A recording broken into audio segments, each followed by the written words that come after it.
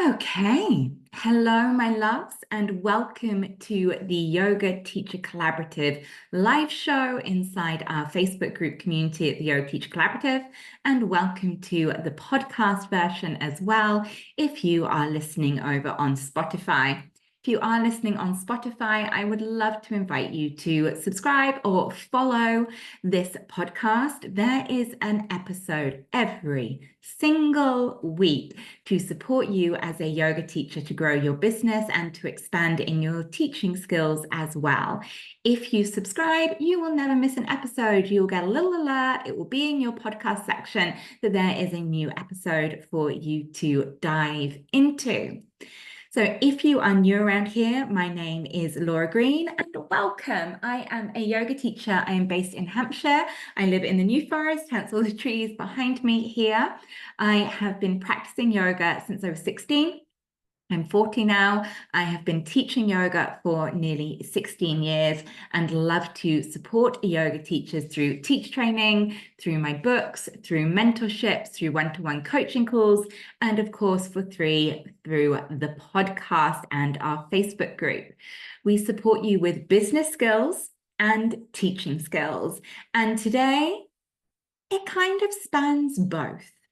Today, we are exploring how to build your stamina as a yoga teacher when you start to expand beyond the 60, 75-minute weekly yoga class. The evolution of your skills as a teacher and your capacity to teach for a length of time, to be present for that length of time, is very akin to how we build our own asana practice as well. Say, for instance, you were exploring with a yoga class, a headstand. You are not going to expect your yoga class to be able to do a safe, confident shashasana the very first time they try it. You know they have to build to it. So you are going to break that shashasana, that headstand, down into mini versions that they can explore, stick with, build up their stamina. When they get confident in that, then you'll layer on the next aspect of the asana. They'll stay with that, explore, get confident, build up their stamina, and everything follows that krama of progressing through something. Your yoga teaching is just the same. We have to give it time to develop our skills, our stamina, our capacity, hone our craft as we go beyond the 1 hour class into all of the delightful offerings that await after that. So my first point when it comes to building your stamina as a teacher beyond the 60-minute class is give it time. Don't put pressure on yourself for, I've been teaching for 3 months, let's put on a workshop, let's put on a day retreat. I've been teaching a year, let's go and host a retreat abroad for a week. You need to develop over time to build the stamina and the skills. So take the pressure off. See your yoga teaching as a career, something with career development that you are going to give the time it deserves.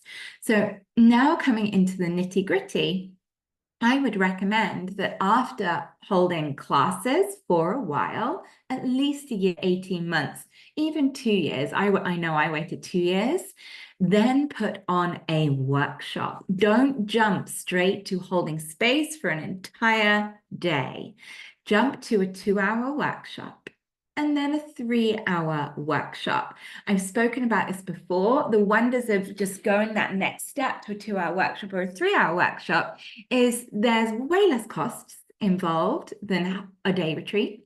There isn't the complexity of working with caterers and dietary requirements. You just show up and get to explore a topic that you are passionate about within the same container. It's just a 2-hour class with maybe a little bit more of a talk about the topic. That's it. Then you expand that to 3 hours, where maybe there's a topic, there's an introduction, there's a sharing circle, there's a tiny little break, then there's movement practice, and then there's a circle sharing at the end. So it's a little bit more diverse. Maybe there's reflection work, journaling in it. So there's a little bit more than just leading asana, pranayama, meditation. Bring that into 3 hours.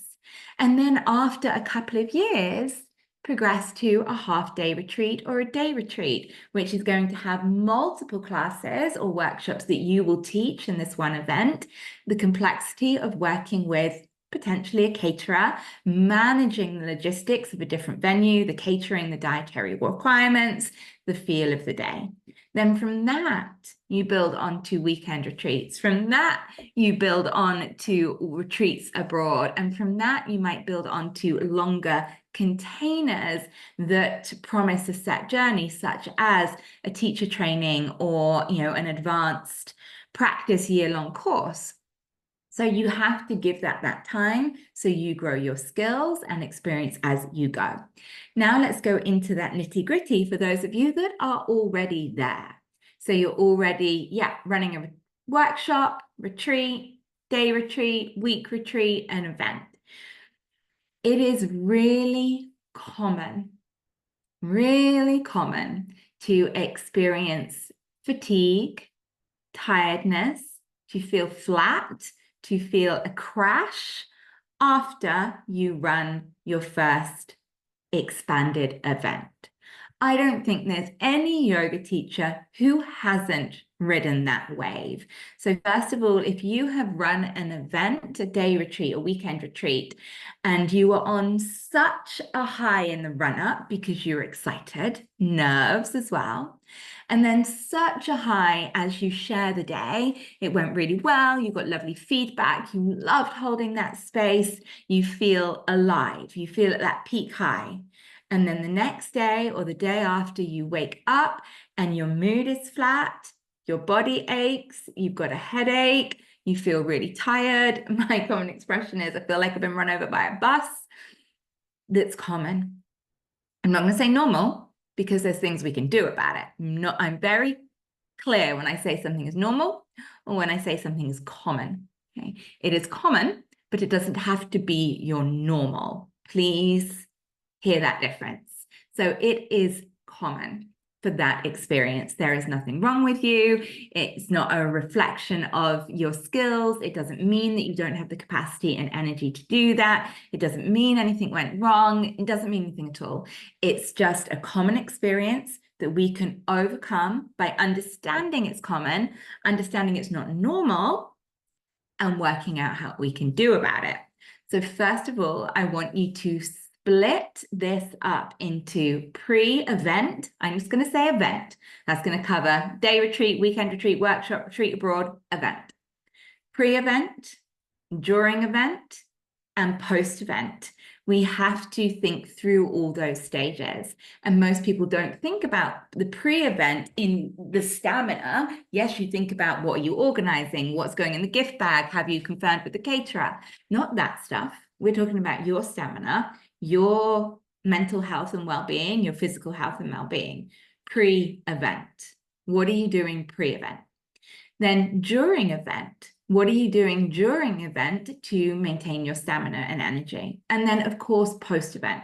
Now, many people only think about post-event because it's only after you run the event that you're like, oh, I feel like I've been run over by a bus. Quick, fix me. But if we dial back and go pre, during, post, then we can start to put a strategy in place so that when you finish your event, come Monday, you're teaching your new timetable again, it's all okay.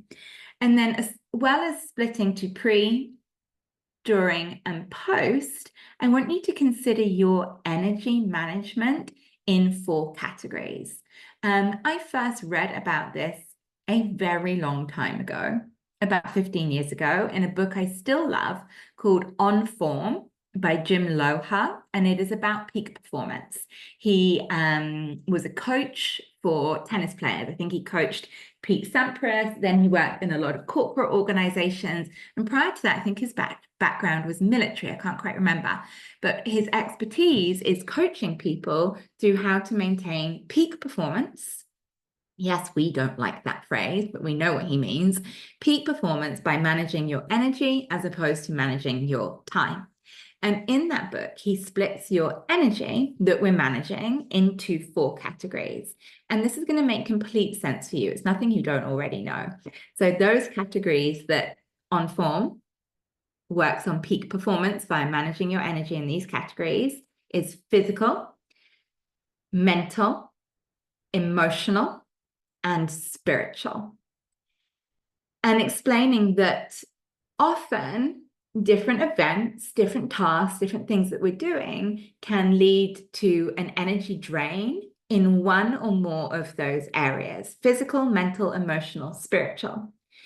And that we need to understand which of those 4 categories our energy feels drained in, so that we can match either our pre-game plan or our post-game plan to either replenish the energy drained via the same energy or fill up on it first. So there's no point feeling physically drained, but then trying to replenish that emotionally. So say, for instance, you're feeling your physical energy drained, but you go and have a one-to-one talking therapy session.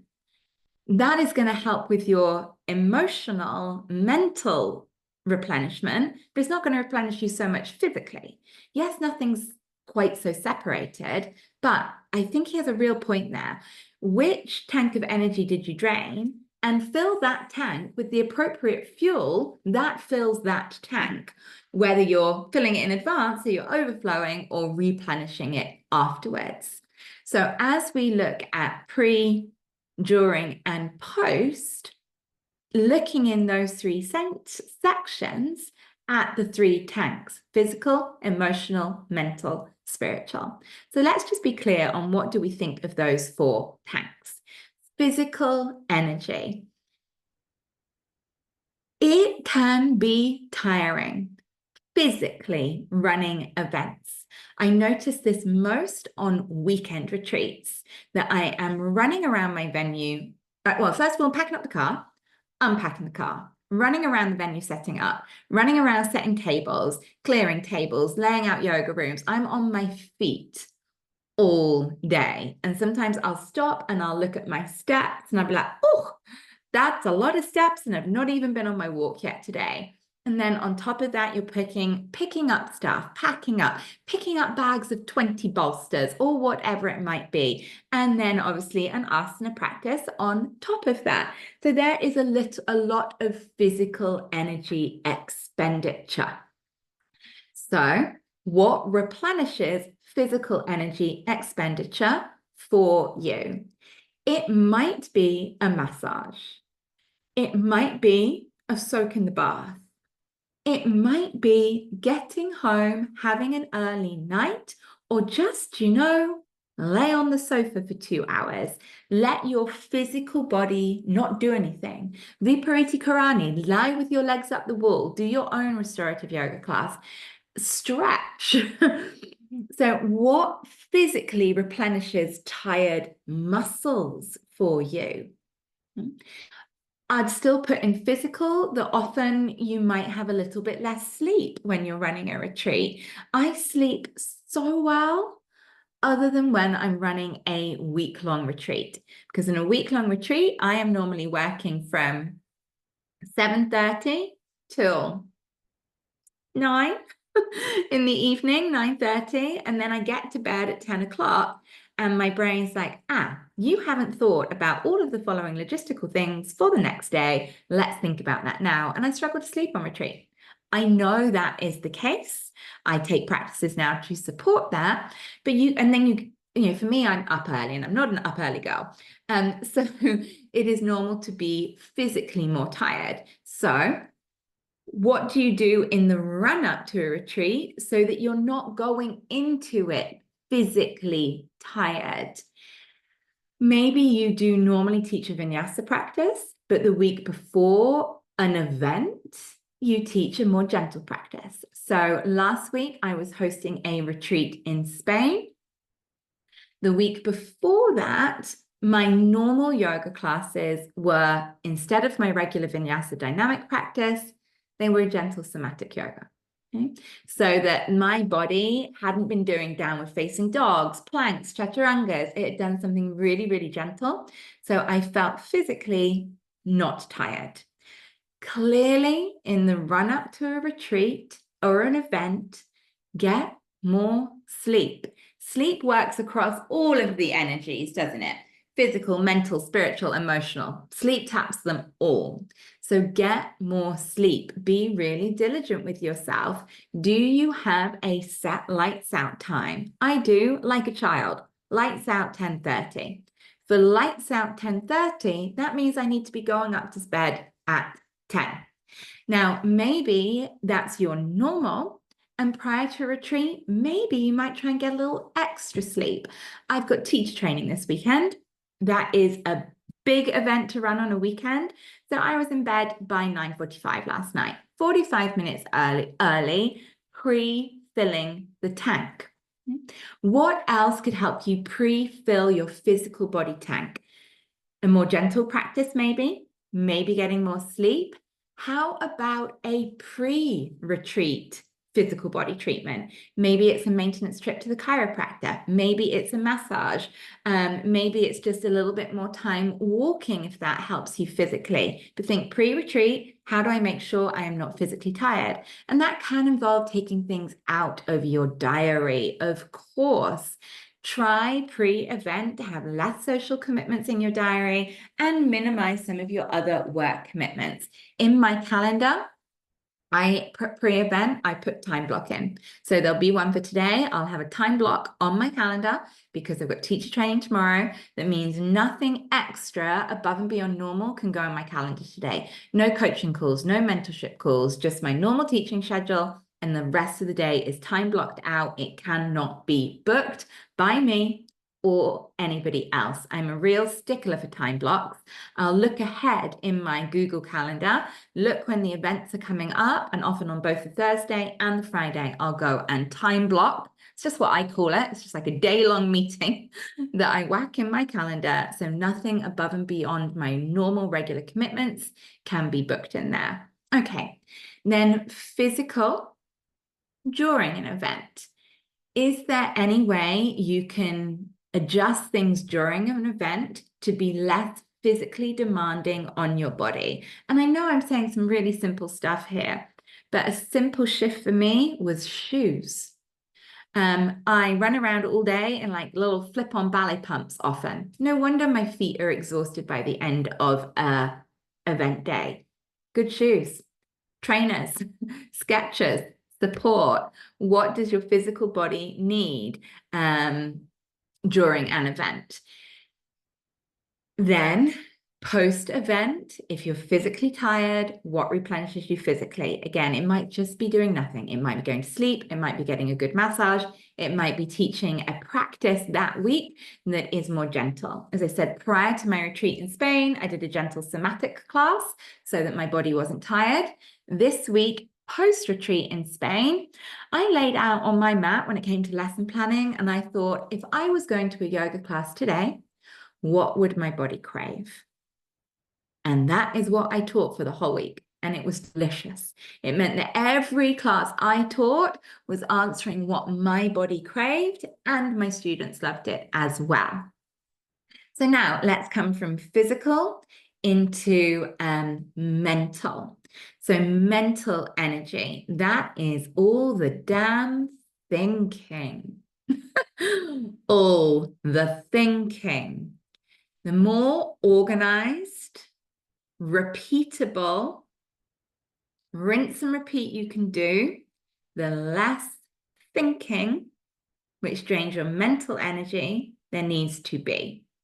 So in the run up to an event, diarize everything. So yes, I know, and I could rattle off the top of my head all the steps that I have to implement before running an event. But maintaining that in your head is mentally energy draining. So you have a couple of ways of doing this. Some of you will be familiar with the term SOP. It's a just normal, boring, generic business term. Standard operating procedures, SOPs. Basically, it's a checklist, my love. A checklist for every event you need to run. And my checklist says book venue, add to website, schedule marketing, book caterers, confirm dietary requirements, get deposits, send final details and payment reminder, confirm massage therapist, confirm guest teachers, confirm bedroom arrangements, prepare the manual, send the manual to the printers, collect the manual from the printers, plan welcome gifts, write welcome cards. What else? Plan lessons, pack supplies, plan playlists, send thank you email, every single thing. So every step, even though I could remember them and none of them are rocket science, they are on a list. Then you just print that list out and you tick it off. So there's no more having to manage that in your brain.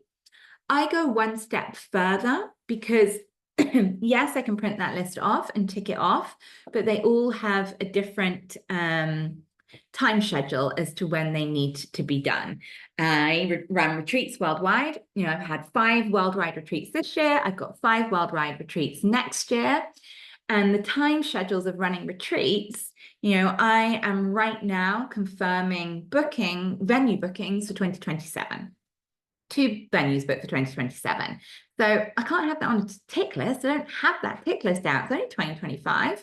Then my retreat in February, I am confirming the airport transfer now. My retreat for Spain next year, I need to book the airfare now. So because of the difference of schedules, I diarize it all, not in my normal diary. So one of the things I love about Google Calendar is that you can have multiple diaries in there, calendars in there, that you can toggle on and off. So there is Laura Green calendar. That's where I've got to be when I've got to be there. And then there's a calendar called Event Admin. And when I tick that on, I can see what's in it. And so in there, it has all the things like 2nd of November, second payment due. The date that says 1 week before, set up the WhatsApp group. The date that says 2 weeks before, send the manual to the printers. It's all diarized. So that to-do list of everything I need to do is then diarized into a Google Calendar that I can turn on and off and then use it like a tick box in there. I put a little emoji check mark when those activities have been done. That saves so much mental energy in the run-up to events. Okay. Then the mental energy when you are running events. And this is about really the content of your teaching. We can put a lot of pressure on ourselves to overcomplicate our teaching for events, to push too far beyond the comfort zone, and have to memorize that piece of yoga philosophy, that piece of mythology, that bit of anatomy. And then when you're teaching, it feels like an exam, like you're trying to memorize something you learned and revised before. This might sound a bit harsh, but in my opinion, if you are having to remember something when you're teaching, you're not quite ready to teach that thing yet. You haven't sat with it enough in your personal practice. So say, for instance, let's pick the koshas, the Panchamaya koshas. If I was to teach a workshop tonight on the Panchamaya koshas, I don't have to now go and get a book, read about them, memorize them, and while I'm teaching, trying to remember everything I learned. Oh my God, what's the name of the koshas? What does that one mean again? Do I need my notes? That would apply to me that I wasn't familiar enough with the koshas. Right now, I could give you a lecture on the koshas with no prior warning because I know that subject matter so well. And how do I get to know that subject matter? By reading about it, by writing about it, by practicing it, by meditating on it. So if you are, and feel free to ignore me because I know this opinion's a bit harsh, but if you are having to work really hard to memorize something and have notes on that topic when you are teaching, you're probably not quite ready to teach that topic yet. You teach from what you know, not what you've memorized. Okay? So think when you're setting up your events, what is a subject that I am so passionate about that I could just talk about it?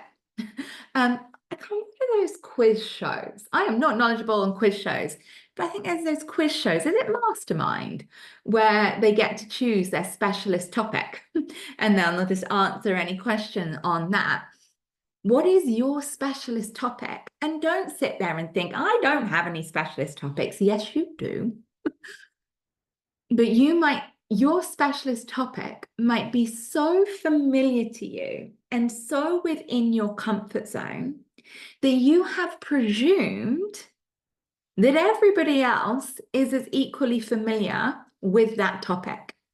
And it's not just the topic, it's your slant on it. And you can only really give your slant on something that you really know and have felt and have experienced. So what is your specialist topic? What are you most passionate about? What do you know most about? And if, for instance, it is something like you have had to do your asana practice through injury or through chronic fatigue or through anxiety, and you have learned how to adapt and personalize your practice for that. And that's so normal to you to know how to adapt and personalize your practice that you don't realize other people don't know how to do that. Go teach a workshop on that. And you're not teaching your personalization because it's different for everybody, but you're giving people the skill, the permission, the language to adapt their yoga to how they feel today. That is a 2-3 hour workshop and exploration and journaling and sharing circle. So much in that. And then people, to every time they go to their yoga class, having done that educational workshop with you, they're suddenly doing yoga for their body, not just copying what their teacher has said. So think of the things that might seem so insignificant to you in your yoga that you don't even think it's a thing, and then go teach that thing because your perspective on it will be gold.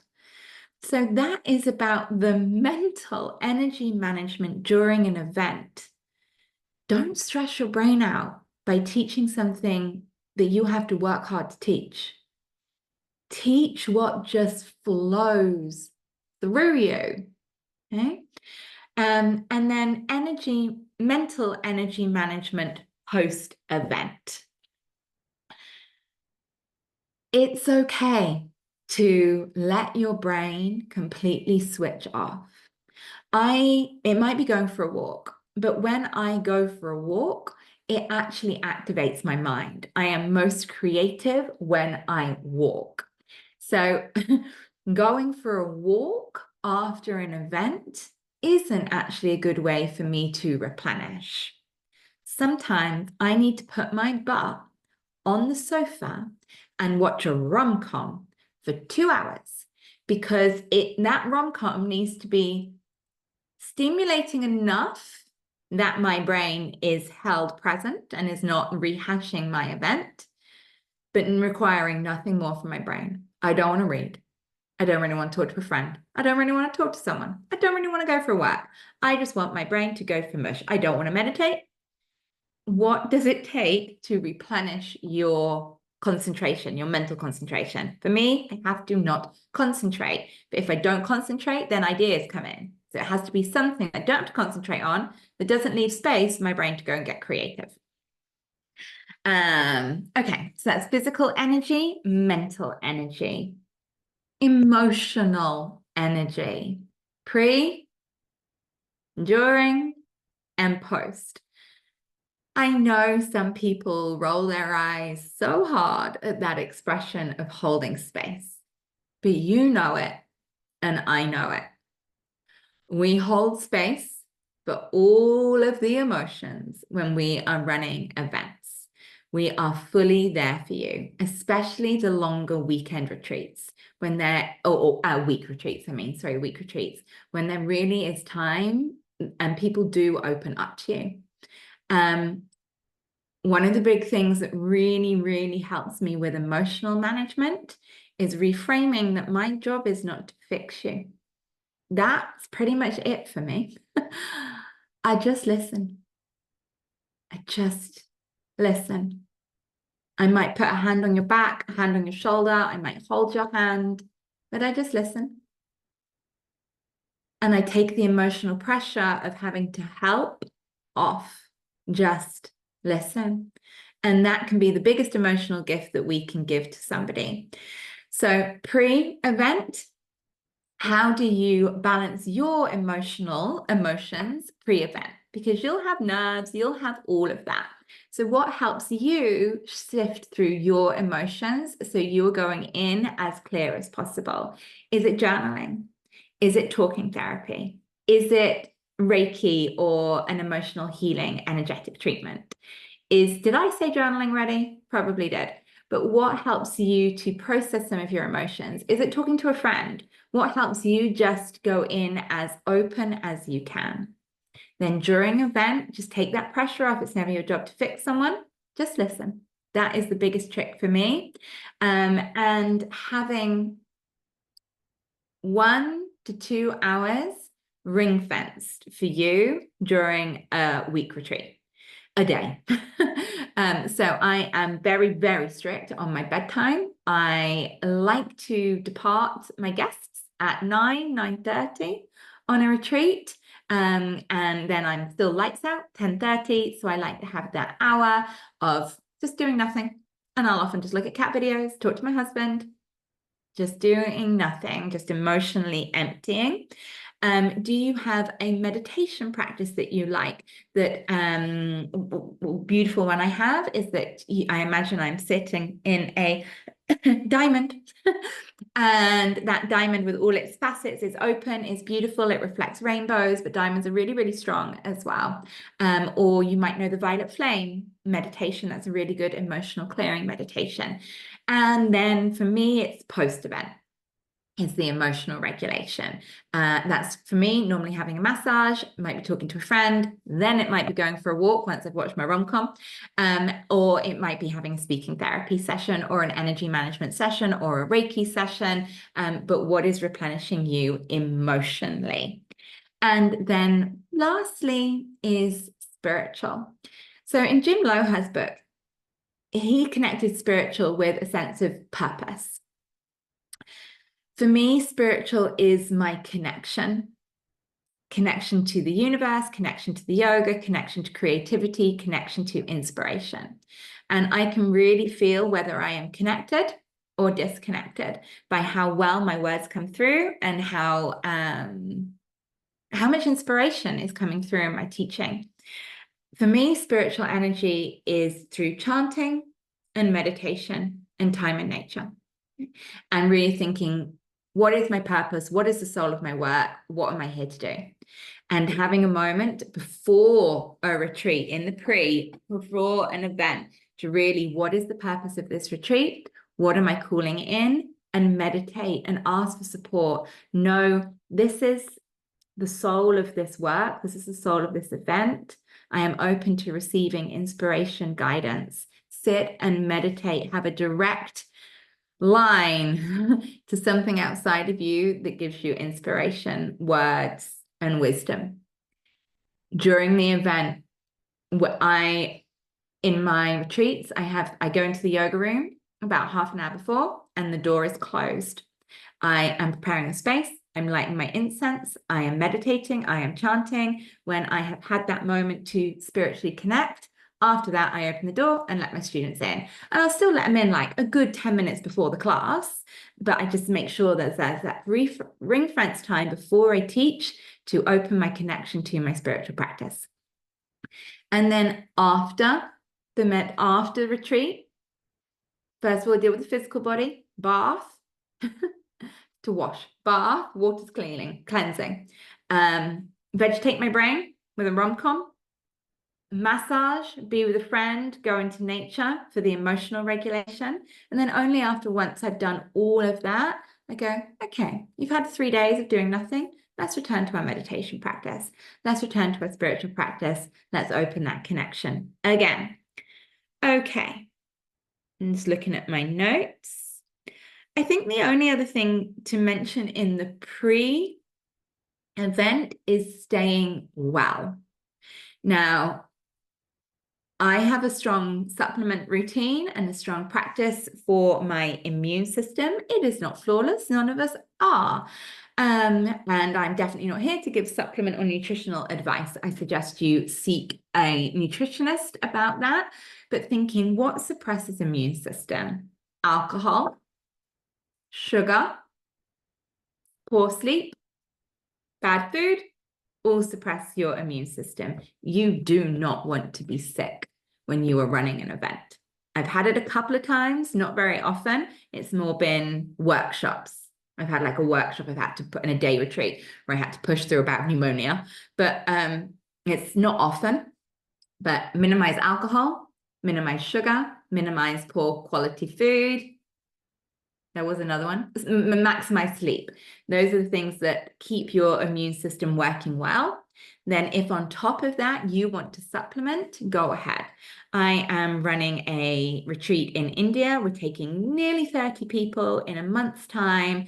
My immunity protocol is started now, a full month out. I already have the supplements I already take, but everything has amped up. There's zinc, there's vitamin C, there's vitamin D, there's all the fish oils, there's all the nutrients, there's elderberry, what do I mean by nutrients? Multivitamin, there's elderberry. Then 2 weeks before, I'll start taking a travel probiotic, then I'll start taking On Guard, then there'll probably be something else in there. Whilst I'm away, I'll take all those supplements. I'll add in things like an oregano supplement to support my tummy. Like, what do you need to stay physically well?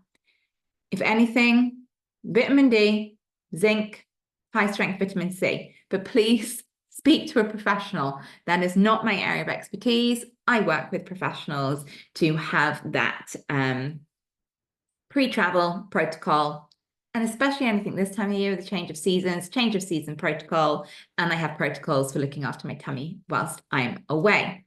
Okay, my loves. So I hope that helps. Knowing feeling flat after an event is common.